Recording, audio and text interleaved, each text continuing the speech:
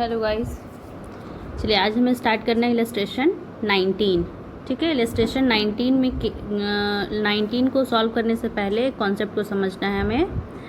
In the case of loss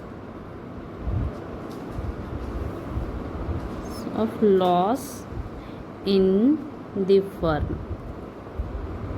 ठीक है, जब लॉस है फर्म में, नेट लॉस है, उस केस में प्रॉफिट एंड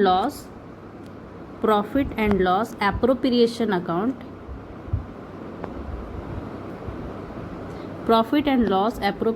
अकाउंट प्रिपेयर नहीं होता है। ठीक, जो भी ट्रीटमेंट है वो हमारा प्रॉफिट एंड लॉस अकाउंट में होगा, profit and loss appropriation account नहीं बनाएंगे। तो पार्टनर से रिलेटेड जितने भी पार्टनर्स को कुछ भी एक्सपेंस देना था, पार्टनर्स को जो भी देना था, सैलरी,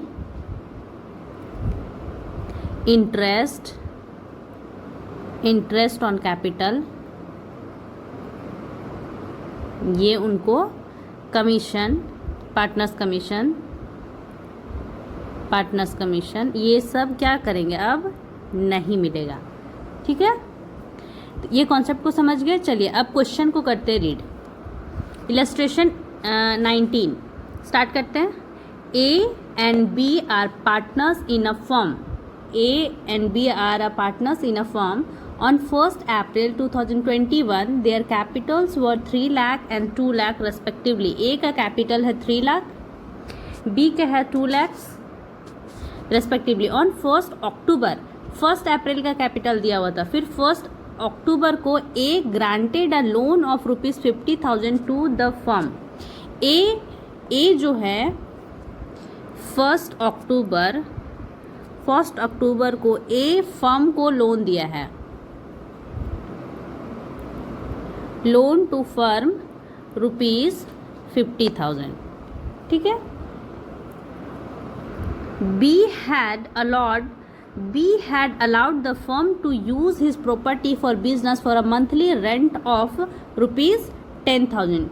बी क्या किया है, अपना प्रॉपर्टी को दे दिया है यूज़ करने के लिए फॉर रेंट। तो बी को क्या मिलेगा, रेंट मिलेगा। अपना प्रॉपर्टी को यूज़ करने दिया, monthly rent of rupees 10,000। Okay, 10,000 का उनका रेंट है। रेंट कितना से, 10,000 पर मंथ। देखो बी का प्रॉपर्टी था, बी बोल रहा है पार्टनरशिप में यूज़ करो मेरा प्रॉपर्टी, पर रेंट होगा 10,000 पर मंथ। तो फर्म पे करेगी रेंट बी को 10,000 पर मंथ से।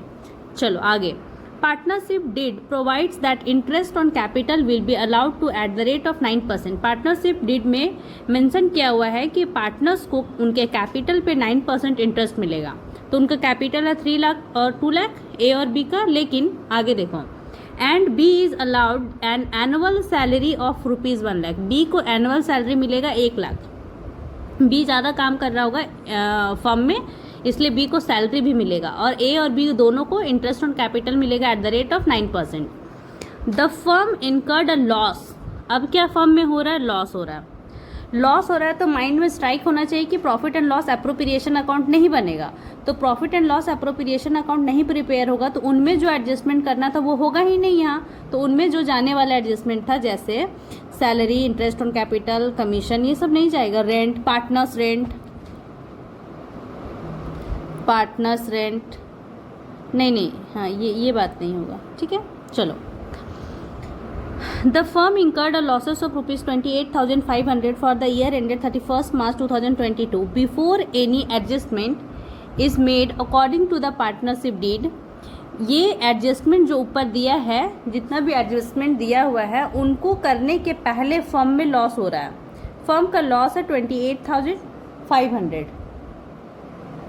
अब हमें प्रिपेयर करना है, prepare an accounting showing the distribution of profit and loss.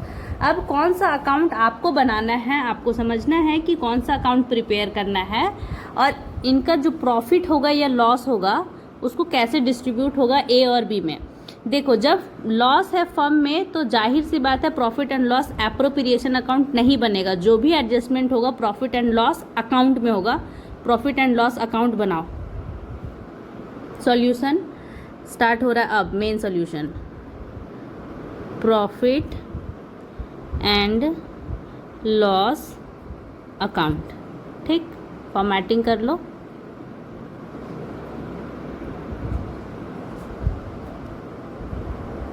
Particulars amount, particulars amount. ठीक है, चलिए क्या दिया हुआ है, नेट लॉस। नेट लॉस दिया हुआ है 28,500 का नेट लॉस दिया हुआ है। ट्रांसफ़र करो to profit and loss account, net loss transferred, net loss transferred. ठीक है, कितना है 28,500, 28,500 का लॉस था ना, ये लॉस ट्रांसफ़र करो। अब मेरे को ये बता दो कि प्रॉफिट एंड लॉस अकाउंट में जो एडजस्टमेंट होने वाला है वो कौन कौन सा एडजस्टमेंट है। इस केस में जो ए लोन दिया है, क्योंकि ये आउटसाइडर लाइबिलिटी है, फर्म को पे करना है, इधर प्रॉफिट हो या नहीं हो, प्रॉफिट हो या लॉस हो, फर्म में उससे मतलब नहीं है, लोन का इंटरेस्ट पे होगी। तो इस 50,000 पे इंटरेस्ट पे करना है और इस 50,000 पे इंटरेस्ट पे करना है, तो इंटरेस्ट रेट नहीं दे रखा है।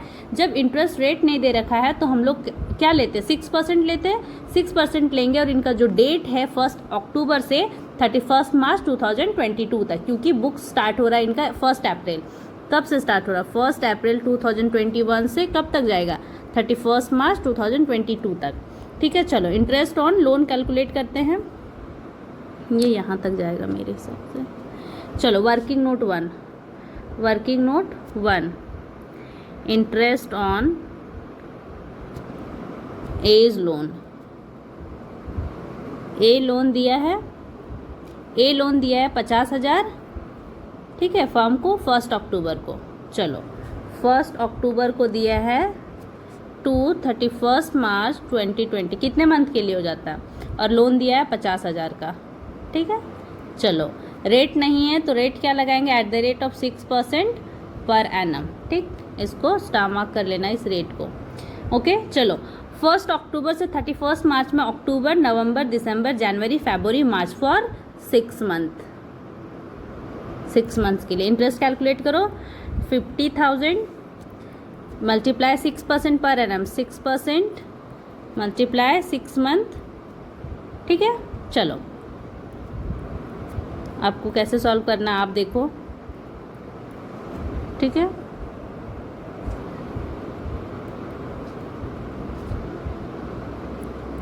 ये आ गया आपका इंटरेस्ट ऑन एज लोन 1500। ठीक है, अब देखो एक और एडजस्टमेंट जाएगा। अब क्या है क्वेश्चन में, एक तो कैलकुलेट हो गया, दूसरा B had allowed the firm, B अपना प्रॉपर्टी यूज़ करने दिया था फर्म को मंथली रेंट 10,000 से। ठीक है, तो बी को रेंट देंगे, बी को रेंट देंगे।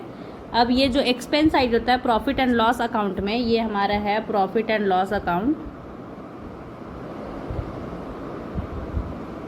प्रॉफिट एंड लॉस अकाउंट है। नेट लॉस को ट्रांसफ़र किए और जो एक्सपेंस होगा to A's loan, interest on to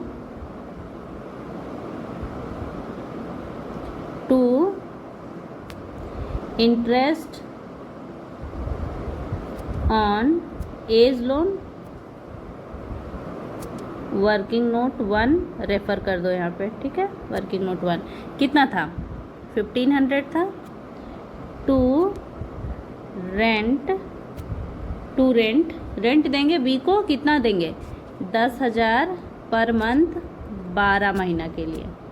ठीक है, तो इनका आ जाएगा 1,20,000। अब एक बात बताओ, टोटल सिर्फ ये ना लॉस, ये इधर टोटल पैसा दिख रहा है, इधर कोई भी इनकम आया ही नहीं है, फर्म में अभी भी लॉस ही हो रहा है। पहले से लॉस इतना दे रखा था जिसको हम लोग ट्रांसफ़र किए, अभी भी लॉस ही हो रहा है फर्म में, तो लॉस पार्टनर्स में बांट दो, profit and loss appropriation account में नहीं बनेगा, कोई लॉस ट्रांसफ़र नहीं होता है। इस लॉस को और जो एक्सपेंस हुआ उसको बुक करो प्रॉफिट एंड लॉस अकाउंट में, सबको ऐड करो। चलो 1,20,000 और 20, 1,40, 1,40, 8, 9, 9, 1, 10, 1,50, 1,50। ठीक है, 1,50। अब बताओ, इनका ना रेशियो भी नहीं दिया, प्रॉफिट शेयरिंग रेशियो भी नहीं दिया। जब पार्टनरशिप डीड अग्रीमेंट में रेशियो नहीं दिया हुआ रहता, पार्टनरशिप डीड एब्सेंट है रेशियो के केस में, तो इनका जो प्रॉफिट शेयरिंग रेशियो होगा वो इक्वली होगा। ठीक है, तो इनका करो to by net loss transfer करो, by net loss transfer to partners capital, transfer to A's capital और बीज कैपिटल।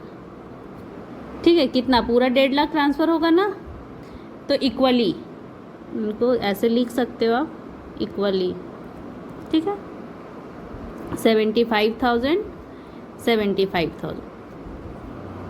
देखो इसमें क्या इम्पोर्टेंट था कि जब लॉस होता है फर्म में तब क्या करना है, in the case of loss in the firm profit and loss appropriation account बनाना नहीं है, तो उनका जो एडजस्टमेंट होता था वो कुछ भी ट्रीटमेंट नहीं होगा, और जो profit and loss account prepare करेंगे सिर्फ उनका ही एडजस्टमेंट होगा, उनका एक्सपेंस बुक करेंगे, इनकम को क्रेडिट करेंगे।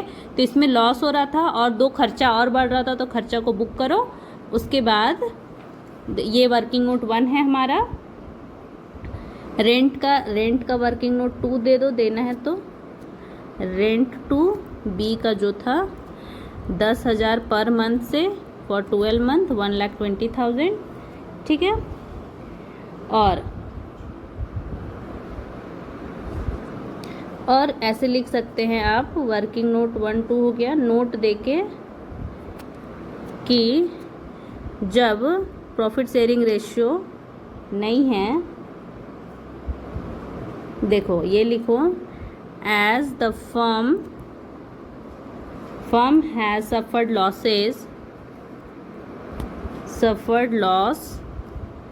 तो no interest on capital and salary, interest capital and salary to partner, salary to the partner will be paid, partner will be provided। जब लॉस होगा तो ये दोनों चीज़ नहीं देंगे, सिर्फ इस क्वेश्चन के लिए यहाँ लिखना है। सेकेंड नोट कि profit and loss appropriation account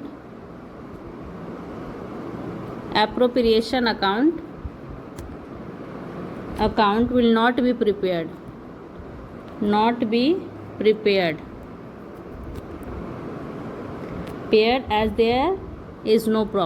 as there is no profit, ठीक है, प्रॉफिट नहीं है, इसीलिए profit and loss appropriation account बनाना ही नहीं है, जो मैं यहाँ पहले ही बता दी थी क्वेश्चन स्टार्ट करने से पहले। ठीक है, चलिए अच्छे से एक बारी आप सॉल्यूशन देख लो। क्वेश्चन ये है, लॉस के केस में profit and loss appropriation account नहीं बनाएंगे। चलो सॉल्यूशन देखो अच्छे से। प्रॉफिट एंड लॉस अकाउंट, पहले का लॉस था ट्रांसफ़र किए, ये एक्सपेंस नेट लॉस को इक्वली डिस्ट्रीब्यूट किए पार्टनर्स में, ए और बी में। ये आपका वर्किंग नोट 1 है, इंटरेस्ट ऑन लोन, और ये रेंट टू बी, और ये नोट।